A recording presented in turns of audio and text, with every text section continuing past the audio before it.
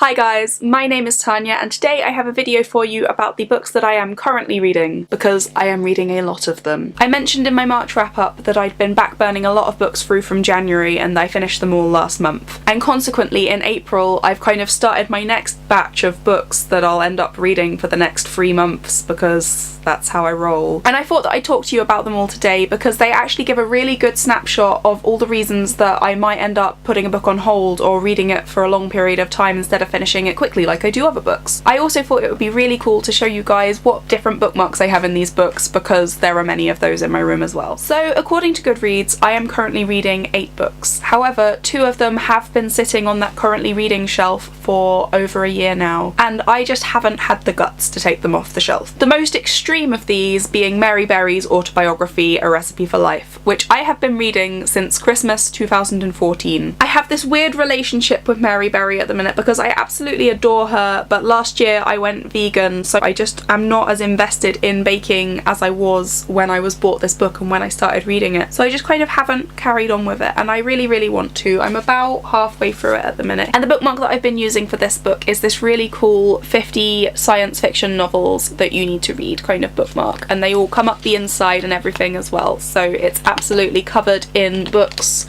that it recommends you read. This next book I started reading for work last year in late February, and I just very quickly got sidetracked from it. I had a load of other things to do for work and this wasn't the most pressing of them. It was a recommendation that maybe for my training I'd like to read it, and it is Uncommon Grounds: The History of Coffee and How It Transformed Our World by Pendergrast. I work in a coffee shop. There's not a lot more to say. I just need to get on with it. And the bookmark for this is this really gorgeous orange and gold print that my friend gave for me with a little ribbon down the bottom, and I completely forgot that it was in this book until I picked it up again earlier this year, so it was very exciting when I did finally find it again. I started reading the next book in March as the friend that lent it to me was moving away, and I was trying to read it before she went, and then she turned around to me and said, no pressure, like, give it back to me when we see each other, it will make us see each other again, it'll be great. And it is Fried Green Tomatoes at the Whistlestop Cafe by Fannie Flagg. I think I have talked about this in a previous video, but this contains 2 parallel stories, the first being that of a middle-aged woman kind of facing the menopause who meets an older woman in a nursing home who tells her the main story about the lives of the folks around the Whistlestop Cafe. I've seen the film for this and I loved it, and that's why I wanted to read the book, and I'm still really enjoying it. I just haven't picked it up recently. I got sidetracked by other things, and that is how my brain works a lot of the time. And this book has quite a plain bookmark in it.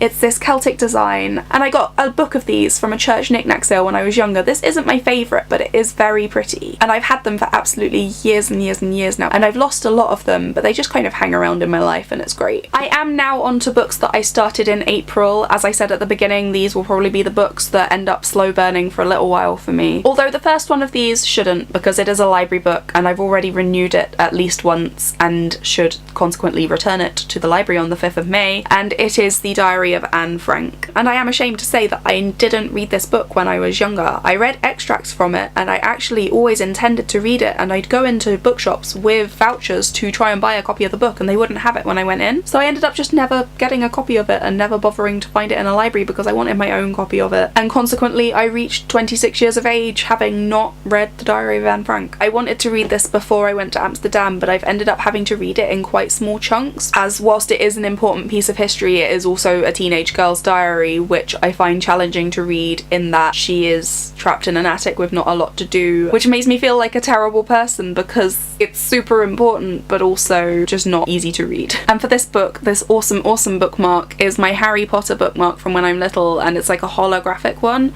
so it changes between Harry and Hermione, and for some reason Ron isn't on there. I've had this since I started reading Harry Potter pretty much. So I haven't read that much of the next book and don't know if I should consequently count it as currently reading because I could just start it again equally as easily, but it is The Secret History by Donna Tartt, and I read the first 20 or so pages of this on the flight over to Amsterdam before reaching my hostel, realising that I was feeling a lot more into fluffy literature and switching to what was on my Kindle at the time. I just had this idea in my head that this was going to be the book that I read when I went to Amsterdam for months, because somewhere at some point on the internet I read that this is a really good book to read whilst you're travelling. So I rolled with it and I did enjoy what I read, but I didn't get that far into this. And this book has a teeny weeny espresso bookmark in it. It was sent to me by my lovely friend Taylor, who went to Amsterdam with me. I love it. It's so cute and it suits me to the ground. The next book on this list is The Hate You Give by Angie Thomas. I desperately wanted to read this in the month of April, but because of when I get paid, I didn't manage to pick up a copy until the middle of the month, and after coming back from Amsterdam, I kind of slumped into quite a depressive episode again for me. And this is a book that I want to appreciate. I want to give it my full attention. I'm actually quite a way through it. I've just had to stop because I really want to concentrate on it, and that is not what my brain is doing well at the minute. And my bookmark for The Hate You Give is this London Aquarium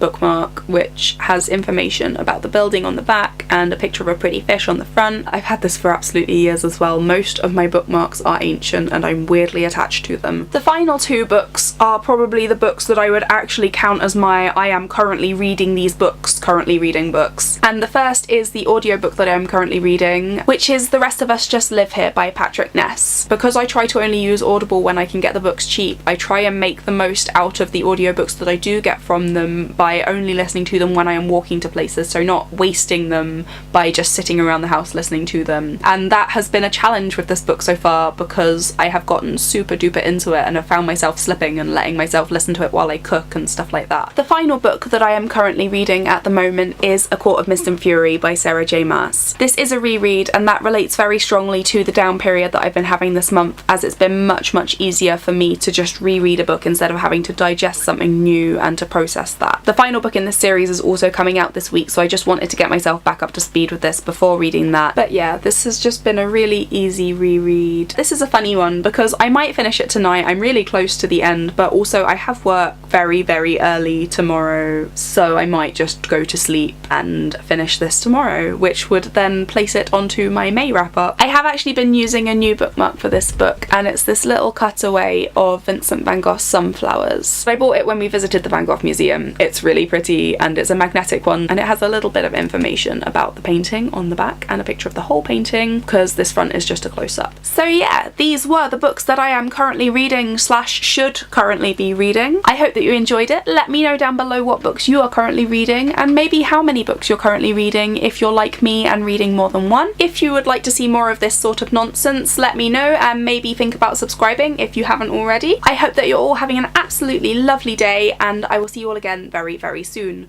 Goodbye! Last year I went vegan, so my kind of enthusiasm for her style of cooking and baking has petered a little bit. That's a really bad vegan pun. I didn't even mean to do that.